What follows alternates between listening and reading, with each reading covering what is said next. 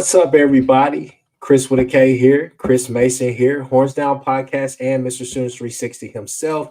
Definitely go down to the bio and you will see our ads on X and where you can kind of follow us as well. Chris Mason has a Patreon, Sooners 360. Definitely go check all of that out. Mr. Mason, how much is it to subscribe to that? $2 a month, 30 days free to give it a try. Exactly. And so with that being said, people, we are here for a recruiting pod. We were doing these pods a while back when we kind of first started doing pods together. So why not start it back? So hopefully every Monday you can catch us here around this same time. We'll be doing a quick pod. We're here for a good time, not a long time.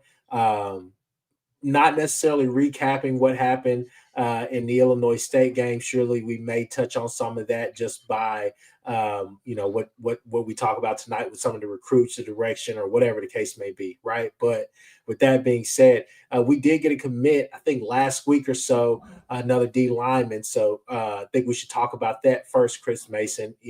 Name and just your overall thoughts about the guy. Yeah, so you got a verbal commitment from T-Ron Richardson, the defensive tackle from Virginia, Hopewell, Virginia. He's part of a group of players that were offered in late April, early May, when Nagy started going through high school film and offering players. Some examples of guys getting other verbal commitments like that were Matt Nelson, the defensive end from Arkansas, Daniel Norman, the defensive end from Florida, and Tyler Ruxer, the tight end from Indiana that OU was able to get. So this is sort of the fourth Nagy guy in the class and the third defensive lineman that Nagy offered and liked on film. OU kind of quickly played catch up in his recruiting and kind of caught local powers, Maryland and Virginia Tech.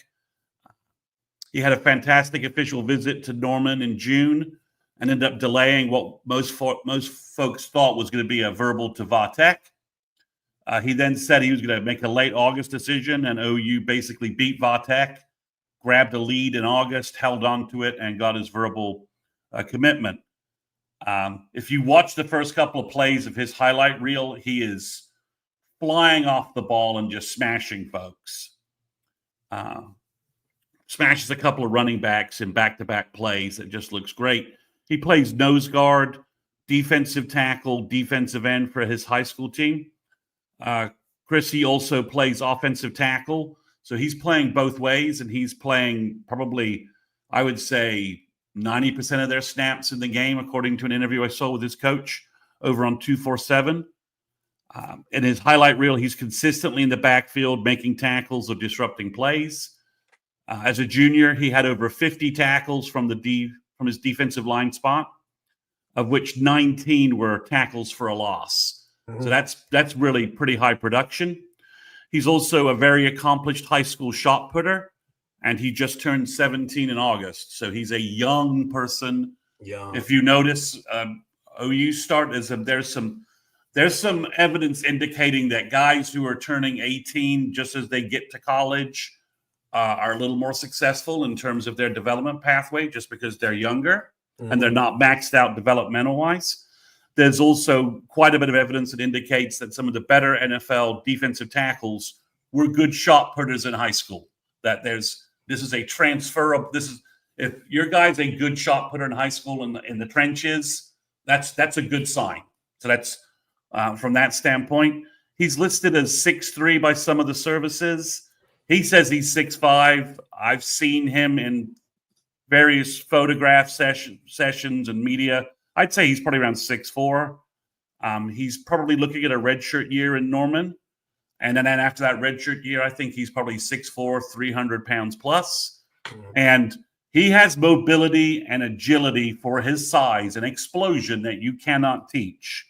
The raw element of his game, the fact he hasn't been able to focus on defensive line, all those defensive tackle fundamentals, we know Todd Bates can teach. We know that he improves and iterates defensive tackles year over year.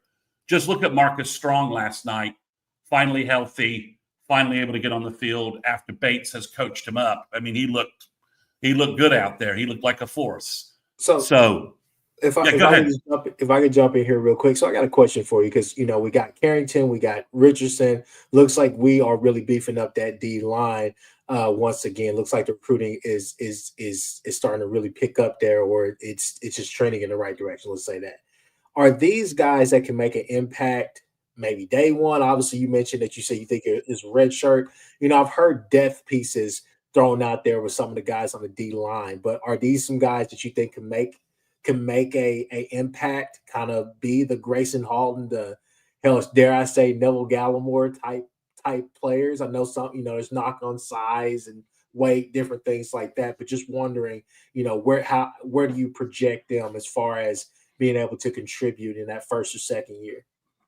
Yeah, to me, the three defensive ends and now the three defensive tackles kind of fall into two buckets. Mhm. So if you let me just go through that. At defensive end, Jake Krull, year one contributor, right? Mhm. Enrolls early, puts on 15, 20 pounds of mass. With all his pass rush skills and all of his tools, he helps you year one. You put him in the rotation, and he helps you. I think Brian Harris, the Jacksonville defensive tackle, the first defensive tackle OU got, is also in that bucket. He's very athletic, very skilled, very much a really playmaker. I think he enrolls early, and he, like Trent Wilson, has the ability to help the defensive line depth year one. Then I think Matthew Nelson and Daniel Norman need a redshirt year, add size, mass, and then they start helping you at defensive end. And at defensive tackle, I think the same thing with Tank Carrington and with Teron Richardson. You give them a redshirt year, they put on for Carrington, it's probably more about getting to that 285, 290 level where he can really help at three tech. And then for Teron, it's really about the coaching and the improvement fundamentals, defensive tackle wise, that Bates can focus on with him once he's exclusively playing defensive line. So I think those guys are probably 27 is when we would see them emerge. Mhm. Whereas I think Brian Harris could really help you in 2026, like Jake Krull at defensive end. I think is a 2026 contributor. Got you.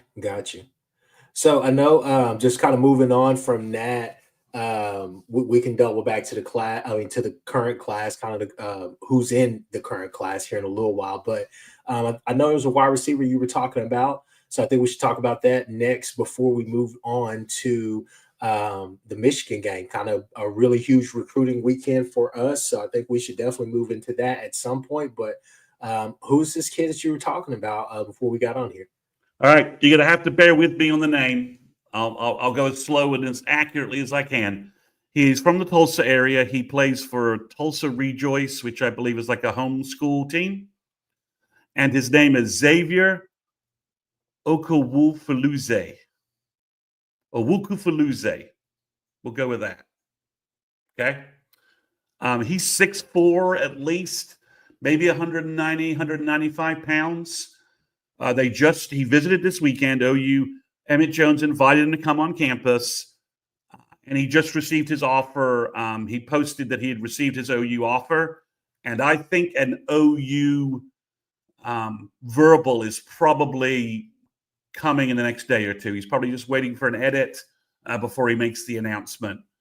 I hadn't watched his film that much because I didn't think OU was that involved, but once they started officially asking him to come visit, it looked like an offer was maybe on the way. I looked at his film. It's really good. The level of competition would be the only question I have, but he is a big, athletic wide receiver.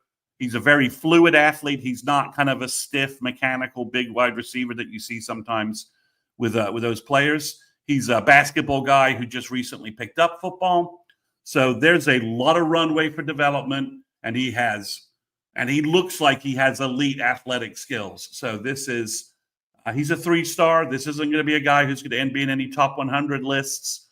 But if you think about the guys that Emmett Jones has developed in the past, big receivers, and has been successful doing that, this kid fits that mold and would probably be someone who could redshirt develop and then, be someone who could help you with your rotation. We need to start developing the high school wide receivers on campus again.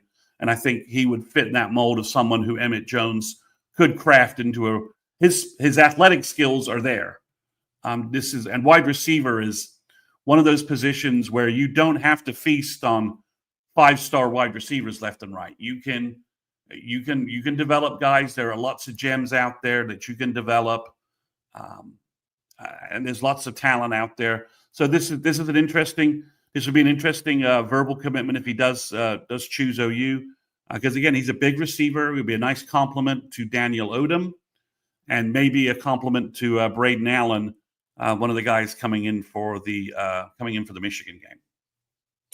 All right. Well, real quick before we segue into the Michigan game, I think it's appropriate that we run a public service announcement. So give us a second, folks. We'll be right back.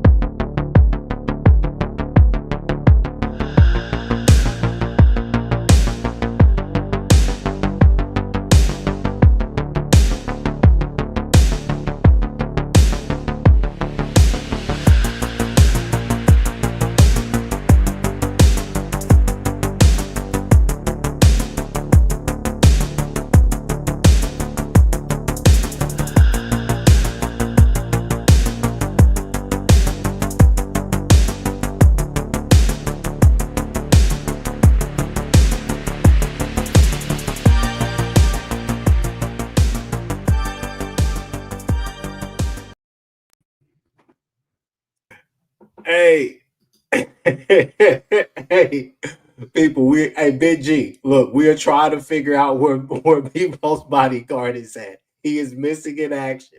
I am worried. I don't know if he was kidnapped. I don't know. I don't know. Somebody tell me, where is Bevo's bodyguard? We are trying to figure it out. So as soon as Cowboy, do some research, figure it out. Where is Bevo's bodyguard? Where is that boy at? Where is he at? Anywho, back to the regular schedule program. Chris Mason, Michigan. Who's all coming, man? Who are you excited about? Well, before I get to the 2027 kids, I'm really excited about visiting.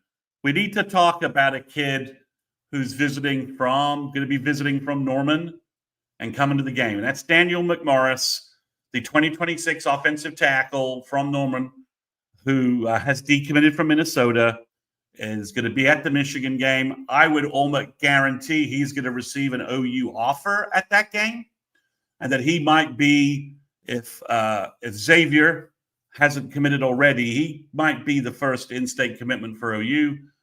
He's got a lot of potential. He's 6'5", 265. He's very athletic, needs muscle, needs to add weight to his frame, but his potential, his ceiling at offensive tackle is very, very high. So that's the first name. Second, the other 2026 name that's kind of interesting is, it looks like KJ Ford could be on campus. The Florida commit, the Duncanville defensive end.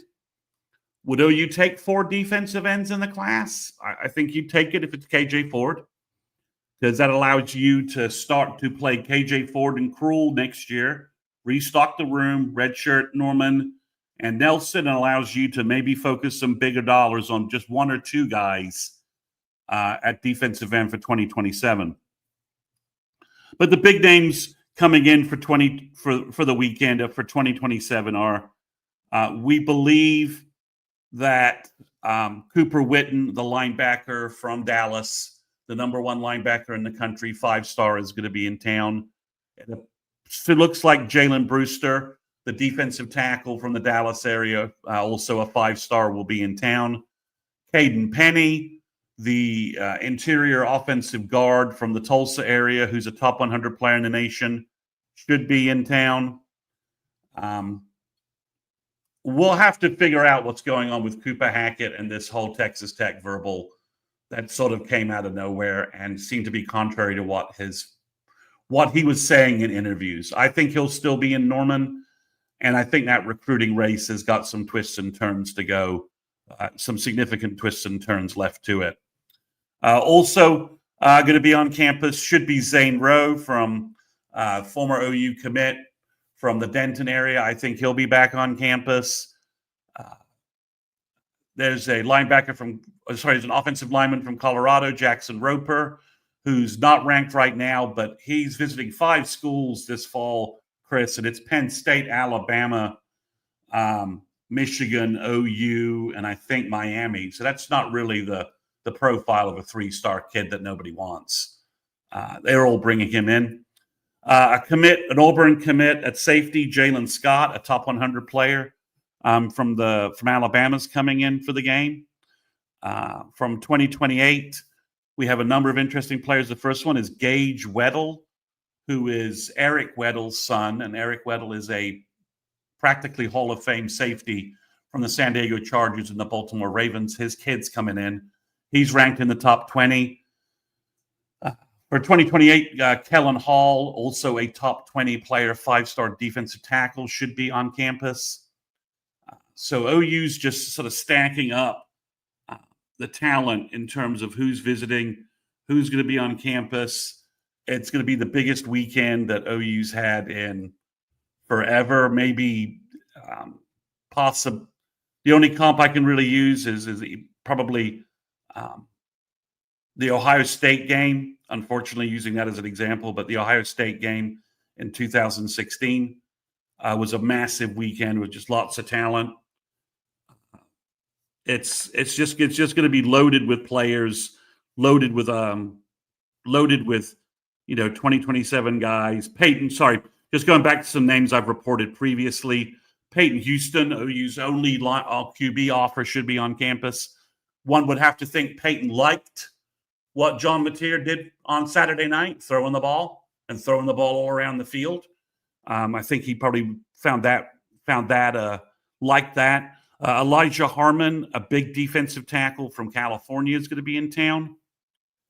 Ismail Kamara, a big offensive tackle from Gilmore, Texas, should be in town as well. Eli Johnson, a big safety from Cibolo Steel. Looks like OU and Ohio State and Texas fighting for him. He's rivals top 100, 6'3", 200 pounds, kind of a perfect safety for OU.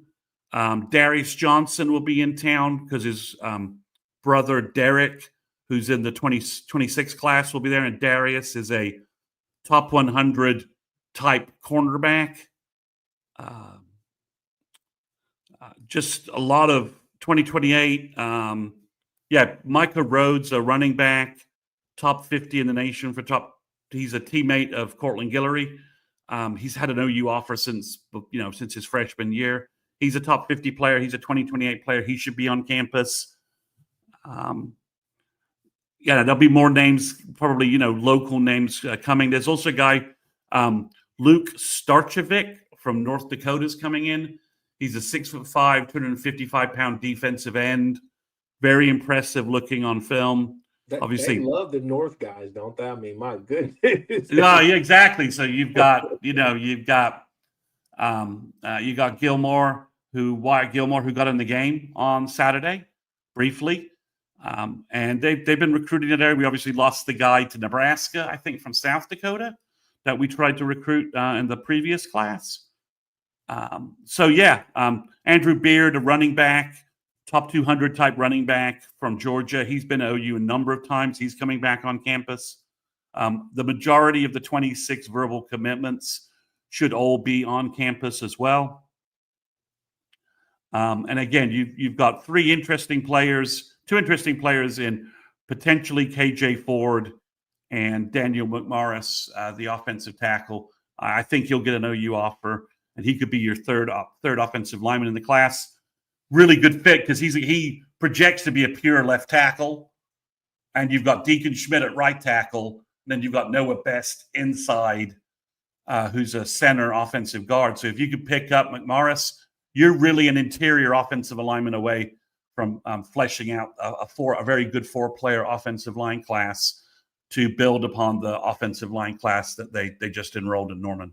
So, just one question real quick. So what is the overall theme that you get from I guess you can call this Nagy class. Let's just call it like the new direction that Nagy is setting forth. What are you getting as an overall thing with both sides of the ball, offensively and defensively?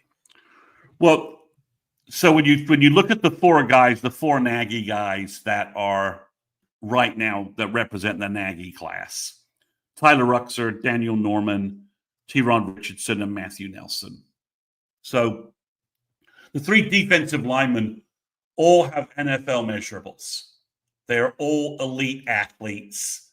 They all have big wingspans. They're agile. They're athletic. They're all young, and they all seem to probably have quite a bit of runway for development in terms of potential and what they're high ceiling guys. On the other side, they're raw, right? So the floor is there. So they're definitely what I would say, Chris, is Nagy saying, I'm going to find you the best raw pieces because I trust Bates and Chavez to mold and develop these elite measurables into NFL prospects, into SEC defensive ends and SEC defensive tackles. These guys have the measurables on the hoof. They look like they look like NFL. They look like NFL defensive ends and NFL defensive tackles. That's what they project at. So I think you're seeing a focus on measurables, athleticism, and potential. But you're also seeing that they're just trying to give the coaches the best possible, raw material and trust their development process to turn them into players. And I think at defensive line, we've got examples of that which validate that approach. On the offensive side of the ball, Tyler Ruxer, he's got track speed, playmaker at tight end. He just had a game the other night, caught 5 passes for 75 yards, 2 touchdowns. He's a willing blocker, got a big frame, and there's a lot of focus on sort of track athletes, but track athletes where where it all projects to what their position is going to be. So that's what I would say right now is that Nagy's looking for guys with measurables and traits, and he's looking for also some of those indicators that in the past he's tracked with all the guys he's sent to the NFL. Like, okay, look for this kind of track capability, right? Look for track speed, look for track agility and strength and things like that.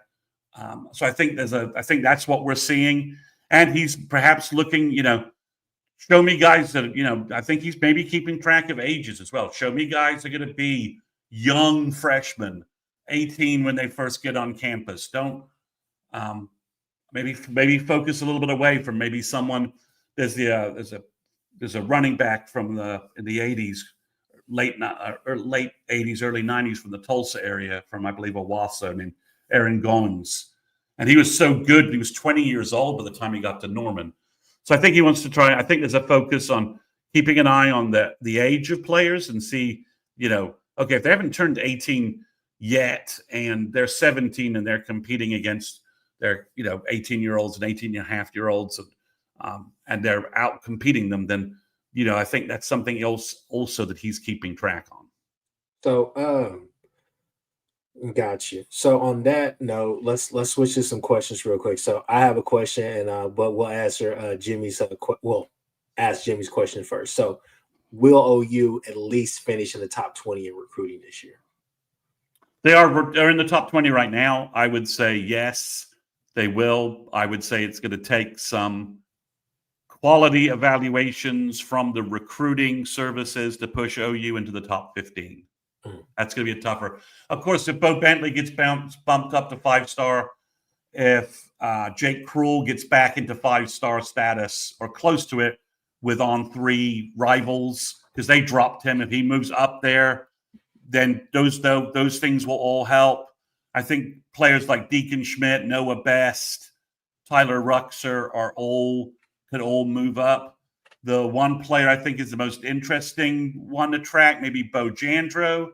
If Bo Jandro gets evaluated, we keep hearing from multiple folks, Josh McCuistion being one of them, that the coaches, high school, college coaches all think Bo Jandro is like a top 5, top 10 inside linebacker in the country, which would put him much closer to a top 150 ranking than the 800 spot they have him right now. So I think it all depends on how the OU's verbals are evaluated, and do some of them move up and grab. A lot of them are in that 400, 500 range, and if they moved into the 300 range, it would move OU significantly up in the rankings and give them more 4-star ranked players. And I'm really talking about guys like Brian Harris, Teron Richardson, Daniel Norman, Noah Best, Deacon Schmidt. I think all of these guys are badly undervalued right now, and would give OU more 4-star power in the class. And I'm interested to see what Bo Jandro's rankings, where his rankings go, because as I said, the Texas, Oregon, and Oklahoma all badly wanted him. That's 3 linebacker staffs that aren't exactly missing when it comes to linebacker recruiting. So less than 4 minutes. I'll give you the last few minutes or so. What, if any, or excuse me, who, if any of them, this weekend do you see possibly pulling that trigger, or being close to pulling that trigger as far as verbaling to OU? Obviously, things need to go right this weekend. This is a big part of what we've been talking about as being the litmus test for us, as far as being kind of that. Honestly, this is the midterm, right? We've had winter, spring, summer, and fall, so it's time, put up or shut up. So, are there any kids that you believe are close to verbaling to committing to the Sooners? I think of the 2026 class. Obviously, they're only having a few guys come in who are uncommitted.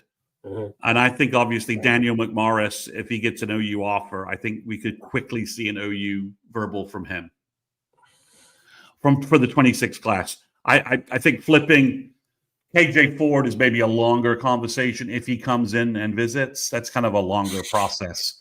So that's 26 done right now, unless somebody else shows up unexpected right now. But that's 26 done.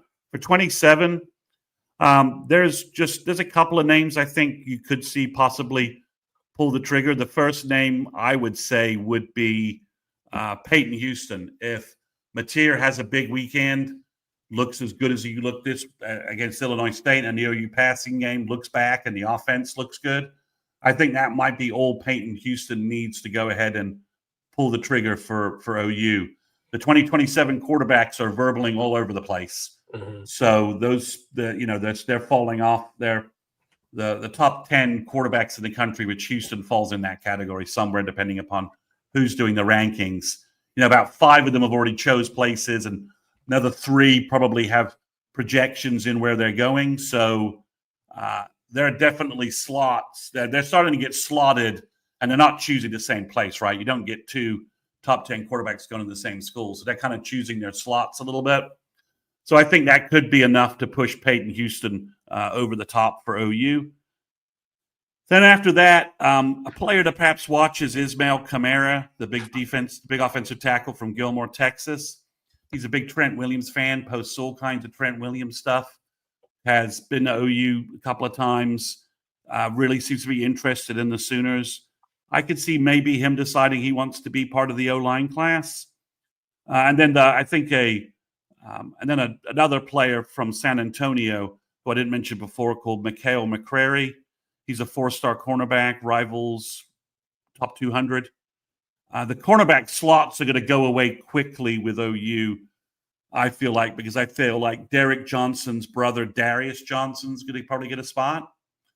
Zias Belu, that's a great question. I believe Brody Knowles, from South Lake Carroll, his teammate Luke Wilson has already verbal to OU, and he's coming up for the game, so they'll both be there. So Brody could be someone who pulls the trigger. He's a wide receiver, 6'3", about 190 pounds. Very productive at OU summer camp. Very productive for South Lake Carroll. That's a name that could pull the trigger. Mikael McCreary, like I said, from San Antonio, has been to OU a couple of times. That could be someone who maybe maybe pulls the trigger. Because as I said, the cornerback spots for OU are going to go kind of quick, because I think Darius Johnson, Derek Johnson's brother, could pull the trigger on an offer. And if he's visiting, as we were all really impressed with Torrey Blaylock. His younger brother, I think it's Trenton, is a cornerback in the 2027 class and is doing great, looks great. So if you were OU, if you could get a cornerback version of what we're seeing from Torrey, I don't know how you wouldn't take that and wouldn't be pushing for that. So that could mean that some cornerback decisions could occur a little quicker than usual. Zayas is also asking about Kennedy Brown, the big offensive tackle from Humble, Texas.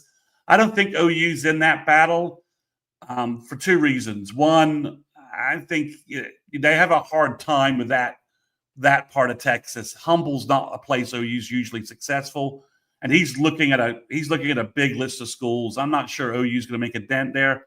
And the other reason is if OU wants to make a run at Cooper Hackett, they're going to have to spend a lot of money to offset what Texas Tech is doing, and that won't leave them any money to go back.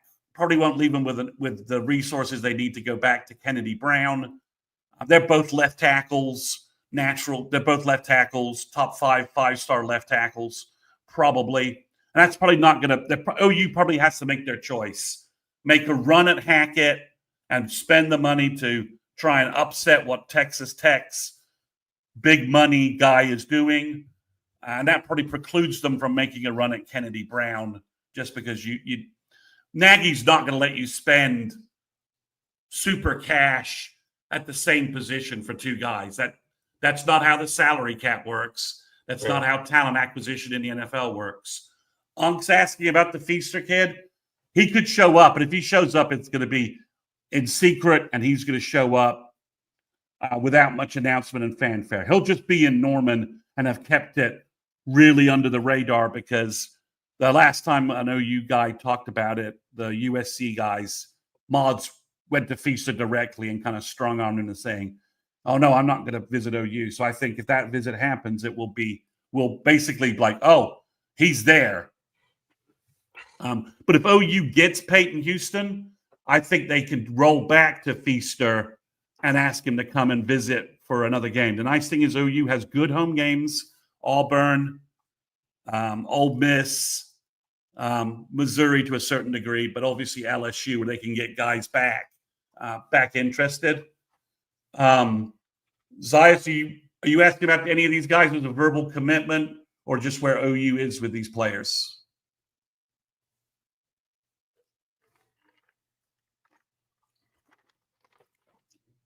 Because you mentioned a whole lot of names. Okay. Yeah, he just don't. So obviously Montre Jackson should be on campus, 2027 cornerback.